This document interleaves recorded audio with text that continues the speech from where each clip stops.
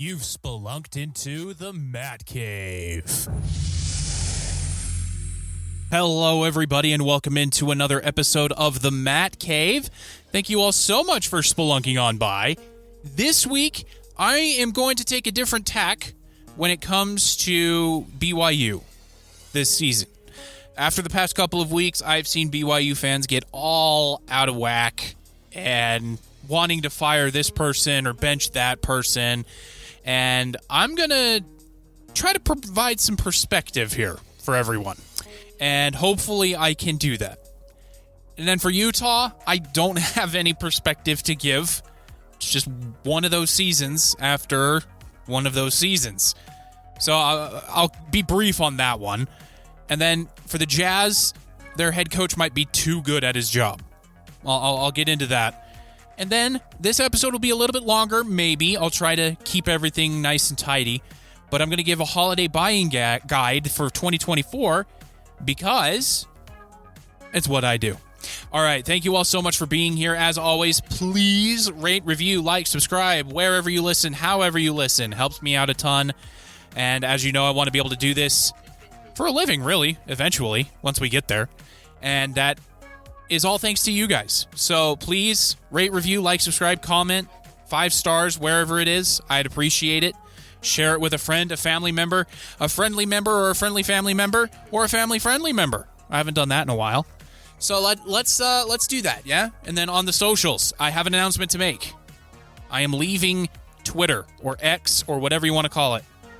It's just too much negativity. I don't want to be there. I don't want that in my life. I don't want that in your guys' life. So you will not be finding me there moving forward. You can find me on Facebook, The Matt Cave Podcast. You can find me on YouTube, The Matt Cave Podcast, all one word. You can find me on twitch.tv/Matt's Cave. I will start streaming again, I promise. Probably not until next week because it is a holiday week this week, but we'll see what happens. And yeah, so that's where we are. So let's dive into this, shall we? So let's start with BYU. They lost to Arizona State. And if anybody watched the Utah game, the Kansas game, and the first half of the Arizona State game, you would expect it.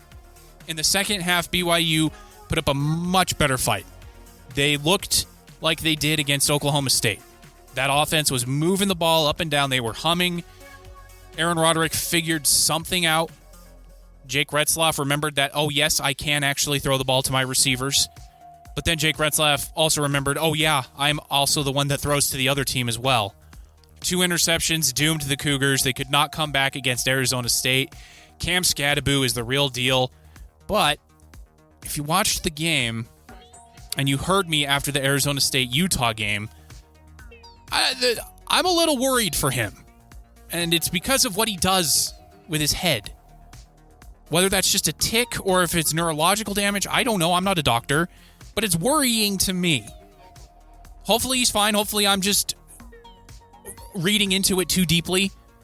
And it's just like a tick or something. But that dude is the real deal. Holy moly. He's going to be playing on Sundays. Takes 3 guys to bring him down at any point in time. My goodness. So, BYU loses. They fall to 9-2. What I saw was kind of ridiculous online. And it wasn't on Twitter. I'm staying off of it. It's on the different areas that I watch. It's different people that I follow as far as like what they're saying. And these are like beat writers and stuff too.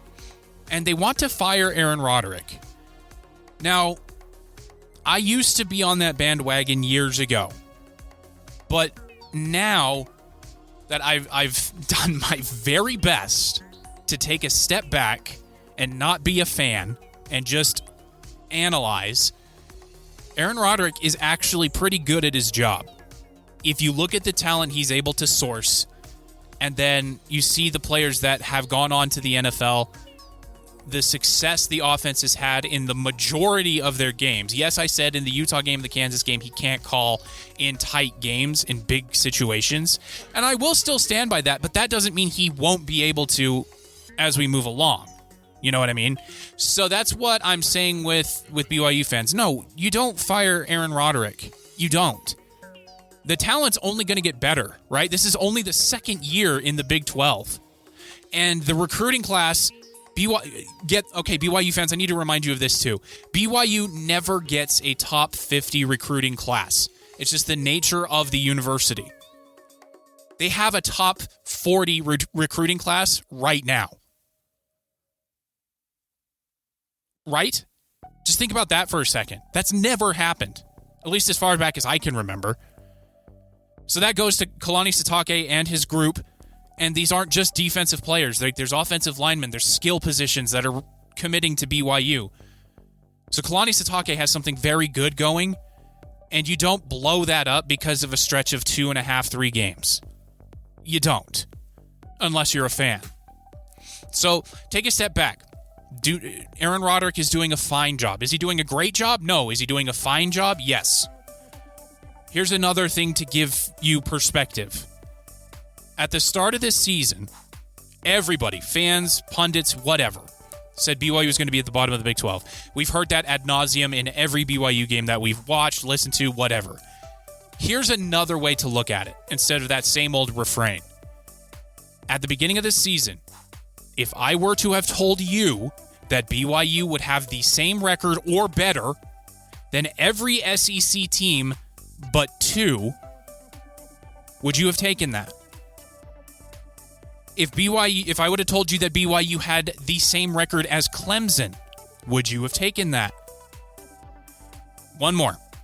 If I would have told you that BYU would have a better record than every team in the state of Florida except for 1, would you have taken that? I think the answer would be yes. A resounding yes. That's where BYU is right now. So take a step back. Yeah, it's disappointing losing 2 games in a row. It really is, especially in the fashion that they did it. But BYU hasn't been blown out this year. Their 2 losses have come by a combined 9 points. That's pretty darn good. So let's just take a moment, step back, let the disappointment wash off your back, because this year, no matter how you slice it, no matter how it ends, has been a resounding success. Resounding success. Top 10 ranking. People on ESPN saying they were being disrespected. That never happens. Back in the day, in 1984, everybody was against BYU. Everybody. All the pundits, they were playing against Podunk U and all that other stuff. Now, there are people that are on national television and national radio, podcasts, whatever, defending BYU. At least they were. All right? I will take that. I will take that every year. If this is what BYU is going to be every year moving forward, then I am not going to call for the firing of anybody. Ever. Because this is fantastic. Yeah, these last 2 weeks they got pushed around physically. Yeah, these past 2 years, if you look at them through a very specific looking glass, it's concerning because the team is fading down the stretch again, like they did last year. But what I saw in the second half against Arizona State was something that was missing in the entirety of the Kansas game and the beginning of the Arizona State game. And that was fight. There was fight. There was emotion. There was people getting up, being excited about plays. That's what I want to see. Those are the stat sheetable, is that a thing? Untrackable, untraceable things that I look for that show me that a program is in the right spot. That's how Utah was before the injury-plagued, ravaged seasons of the last 2 years. And that's what led to a lot of their success. Kalani Sitake is building that. He's building a program with the best bits and pieces of Lavelle Edwards, of Kyle Whittingham, of Urban Meyer. And that's what we're seeing now. And I'm taking a step back, and I'm appreciating it. So the fans can say what they want, but this is a resounding success. If BYU gets to 10 wins, which they should, Houston is not a good team, then Kalani Sitake is coach of the year, in my opinion. It'll probably go to Curt Cignetti of Indiana, or it'll go to the head coach at Oregon, Dan Lanning, or it could go to Deion Sanders if they somehow make it into the Big 12 championship game. But if BYU wins against Houston, they go to the Big 12 championship game, I think Kalani Sitake has it locked up. Well, maybe the guy over in Arizona State. I mean, that's a pretty good job what Kenny Dillingham is doing there, but it's Kalani, in my opinion. All right, so let's move it on to Utah with one more message about BYU. Just be happy for a change, okay? Be happy. It's a successful season. If you're going to the game this coming Saturday, scream your lungs out. It's going to be a good time. It's senior day. Just appreciate this season. It's a culmination of a fantastic season with a sour taste in your mouth, which going into next year is a very good thing. Because if you watched the BYU hype videos that they do after every win, it's called The Cut on YouTube. One of the driving factors in that Oklahoma State game was the taste that was left in their mouth of how that game ended. And that's what drove them to do what they did against Oklahoma State. So this is, in big picture, this is great. Utah, the big picture does not look good. I wish I had something better. I wish I had hope to give you. But Isaac Wilson going down with what looked like a horrid injury to his leg on a hip drop tackle that is getting banned in the NFL. It's not banned in college, so there was nothing dirty about it. The guy just tackled him from behind. Happens. They're down to their, sixth string quarterback, I think, maybe fifth, in Luke Batari, who provided a spark with his legs, which was surprising to everybody, including Iowa State. Then none of them thought he was going to keep the ball on any of those read options. That was great. The special teams finally looked like Kyle Whittingham's special teams, and the defense is obviously going to remain the defense. Yeah, they've given up a lot of points the past 2 weeks, but they're tired. I don't think a defense has been on the field more this season in the Big 12 than Utah's. So they're just tired. But moving forward, whatever Kyle Whittingham decides this offseason is what he decides. He has earned the right to decide whatever he wants. Okay? 20 years, he's only ever had 2 or 3 losing seasons, counting this one. Give me a break. He's earned whatever he wants to do. But moving forward, if he decides to come back for next season, if Cam Rising is somehow magically granted an 8th year of eligibility, my goodness, what happens after that with Morgan Scalley?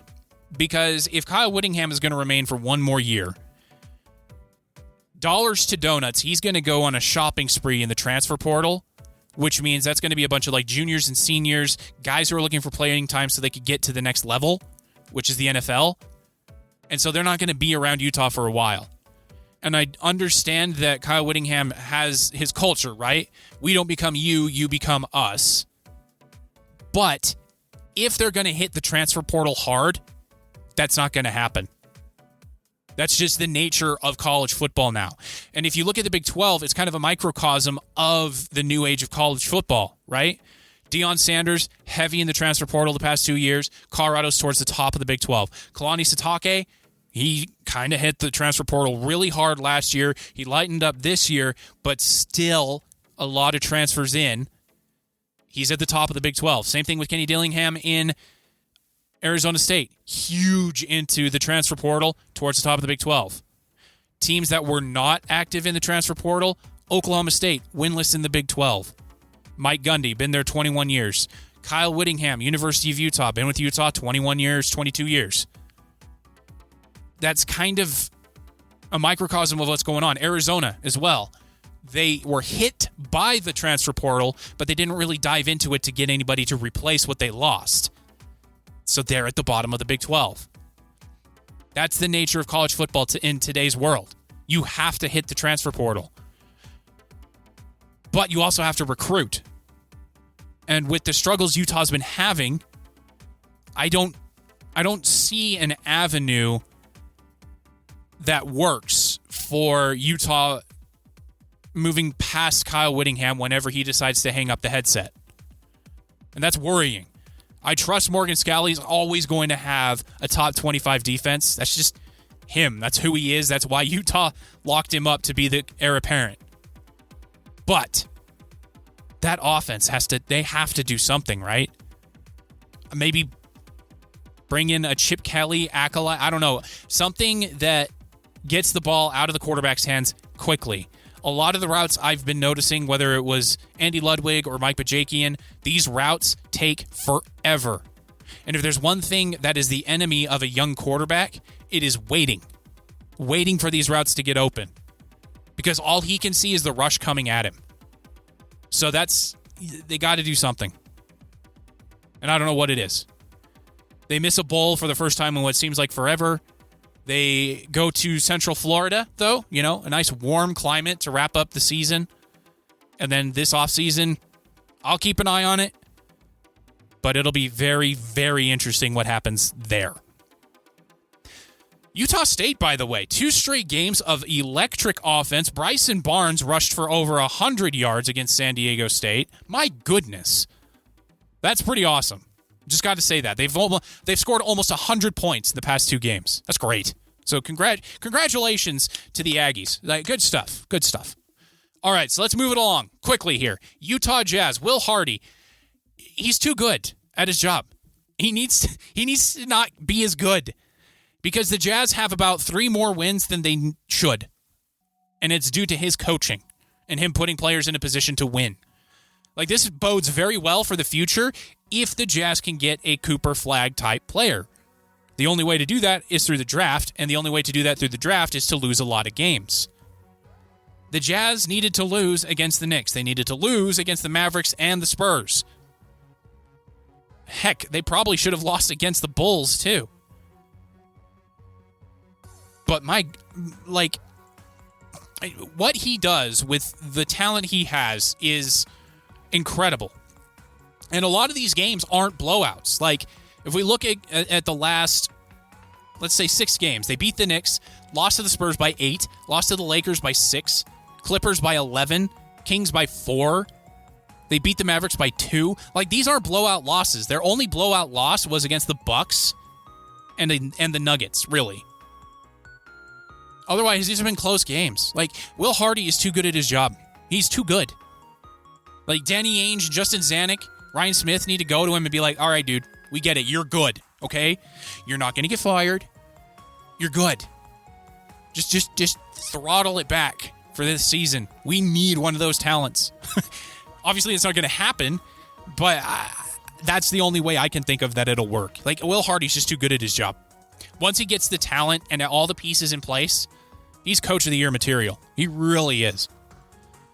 All right, so that's that with the Utah Jazz. Quickly now to the Utah Hockey Club. Is there a more uneven team in the NHL than Utah right now? When they win hard. They just beat the Penguins in Pittsburgh 6-1 on a night where Sidney Crosby scored his 600th goal. So a historic night. They beat the Hurricanes, who are a Stanley Cup contender, 4-1. Beat the Blues 4-2. Flames 5-1. But then when they lose, it's hardly ever close. They lost to the Bruins 1-0. Okay. But they lost to the Capitals at home 6-2. Then the Golden Knights 4-2. They lost to the Predators in a shutout loss 4-0. The Jets 3-0. Like, they're an exciting team, don't get me wrong, but it's so uneven. And I think that we can chalk that up just to youth at the moment. Yeah, they've got some veterans in there, but the majority of the team is still very young. And if they want to have success this season, those young guys really need to turn it on as the calendar flips into 2025. And then maybe Bill Armstrong somehow swings a trade to get a very rock-solid veteran. And I'm not saying to empty the cupboard for it, but maybe a team like Nashville that is scuttling, and they might scuttle their entire season. There are some good veterans there on one-year deals that could really help this team reach the playoffs, which is where I still think they're going to get. But they really they need to become more consistent. because Colorado is starting to turn it on. They're getting their guys back. Dallas is really good. Minnesota is really good. And Winnipeg is off to an incredible start. They started 14-0. Since then, they've been 3-4. But still, there's a lot of hockey to be played. But they need to get more consistent. All right, so that's the Utah Hockey Club and the Utah Jazz. Let's move it on. It's the holiday shopping guide for the gamer in your life. Brought to you by the Matt Cave. So, I'm going to run through some games here that should be picked up. And I will also give content warnings where available for different games for the parents that are listening. And I'm also going to give a couple of niche favorites for me that I think every gamer should play. All right, let's dive into it. So, Helldivers 2 for PS5 and PC. This game, earlier in the year I talked about it, how Sony was requiring a Sony account when you were on Steam, and in some countries, the Sony network is banned, but they're still allowed to get on Steam. And so those players who bought the game could no longer play it. That kerfuffle is still ongoing. So for me, I'm not going to be playing it anymore, but it is a game where if you don't care about that and you just want a fun multiplayer game, kind of silly, killing aliens and robots in the name of democracy, air quotes, it's a very fun game. So that's for PC and PS5. I definitely recommend it. There is some swearing, and there is a lot of blood and guts as far as alien blood and guts. But overall, it's just a fun, silly game. When your Helldiver dies, it's really funny ragdoll physics. So there's that too. Another game that is very M for mature, but if the gamer in your life misses Gears of War, misses that third-person camera, over-the-shoulder, gory action, nonstop, Warhammer 40k Space Marine 2 is definitely the game to get them. So if the gamer in your life, they loved Gears of War, they complain maybe once in a while that, man, there's no game that's really like it, get them for Warhammer 40k Space Marine, and then just tell them to trust you. They will enjoy it. One of the best games to come out this year. Everybody who's played it has loved it, so that's definitely one for them to pick up.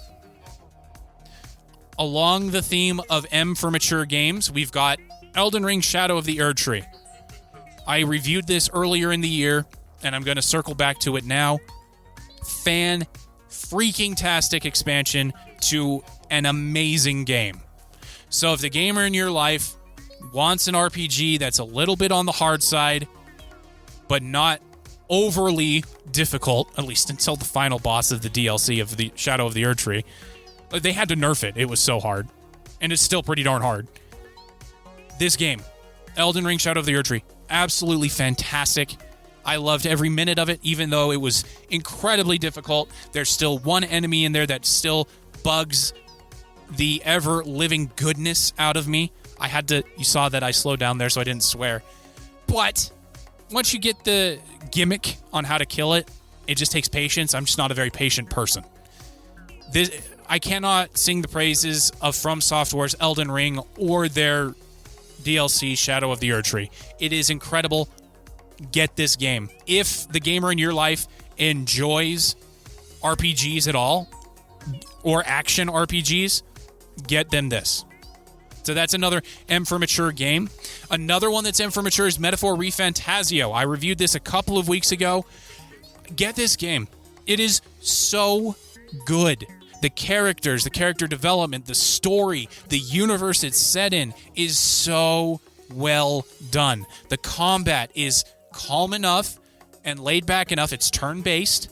So if you need to stop playing for whatever reason in the middle of a fight, you can, and your character won't die or your party won't wipe out. Get this game. The only stumbling block that I have as a warning is it is very anime.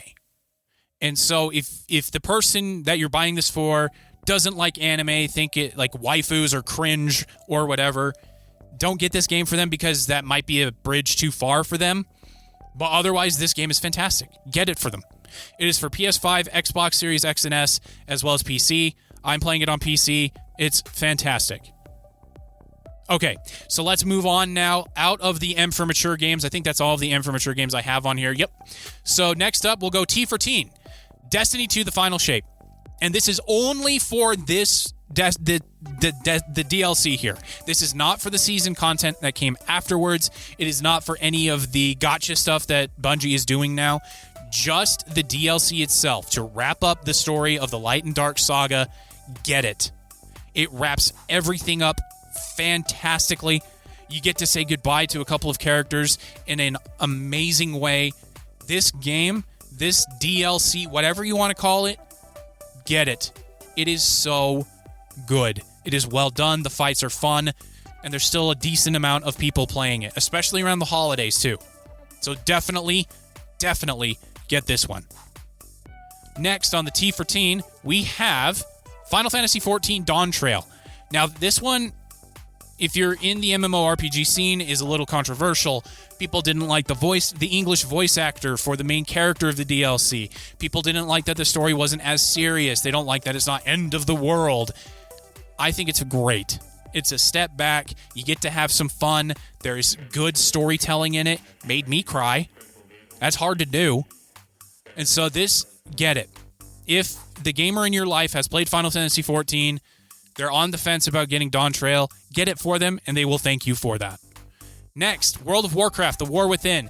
If they have lapsed in their World of Warcraft gaming, they said the game has gone down a bad route, that it's not imaginative anymore, the story stinks. The War Within is the expansion to get back into World of Warcraft.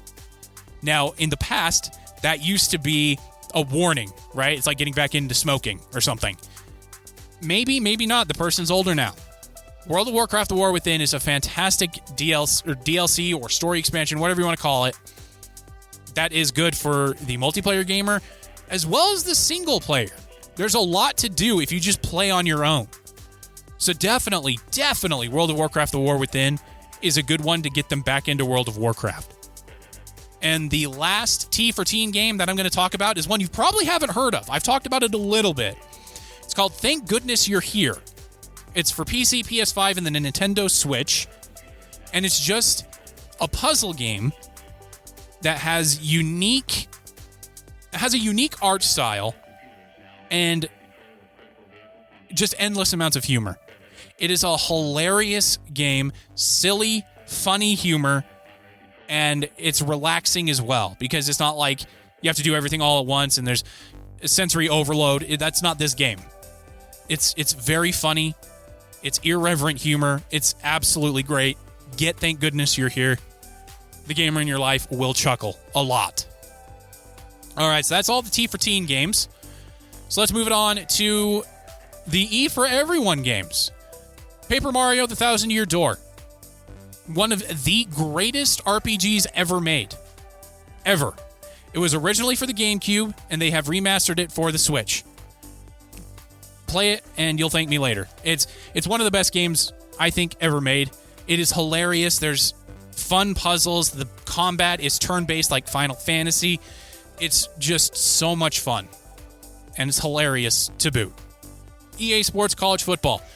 If your sports gamer in your life hasn't picked this up yet, where have they been? But definitely get this for them. It's a great welcome back college football video gaming. It blew the doors off of anyone's expectations as far as sales and concurrent player base. EA was not expecting this. And so they are going to be putting money into it in the future. And for me, from what I've seen from the development side of things, they are not focusing on the Ultimate Team garbage that I was afraid they were going to do. There's more of a focus towards Dynasty mode, towards Race for the Heisman, or whatever they're calling it now, where you create your own player and play through 4 years of college ball. It's so good. Get it. For the sports gamer in your life, get it. Legend of Zelda: Echoes of Wisdom. This is, I believe, the first game. If it's not the first game, then it's the second game where you play as Zelda in a Legend of Zelda game. It is all about fun puzzles to solve and unique ways of combat where you can manipulate items to do the stuff for you. It's really fun. It's simple as well, and the art style is very, very cute. So definitely, it's a great one for that. NHL 25. Now, I don't normally recommend multiple sports games ever, but NHL 25, I'm only recommending it to get a physical copy because it will celebrate the inaugural season of the Utah Hockey Club. So it'll just be another sort of collector's item for you and for the gamer in your life. And then the last one I want to bring up is Mario and Luigi Brothership for Nintendo Switch. This came out this month. And if you haven't played the Mario and Luigi games, they're funny, RPG-esque, puzzle, side-scroll sometimes. It's an amalgamation of a bunch of different game styles into one. And the Mario and Luigi games always scratch a different sort of itch for me when it comes to playing these games. So Mario and Luigi Brothership, The Legend of Zelda Echoes of Wisdom, Paper Mario The Thousand Year Door. These are all great games, for everyone, and they're on your Switch. So you don't need a gaming rig to play these. Okay, and now I am a little bit over time, but there's one more thing I want to bring up as far as like a holiday gift-giving guide. If you have the money, the Steam Deck is fantastic. There is a caveat to this. It does not play every PC game. Not every PC game is going to be optimized to be played on your Switch. It's basically what it is. Your Steam Deck. The Steam Deck is basically a bigger, heftier Switch, but not to the extent where it feels like you're working out when you're holding it. It's very well crafted.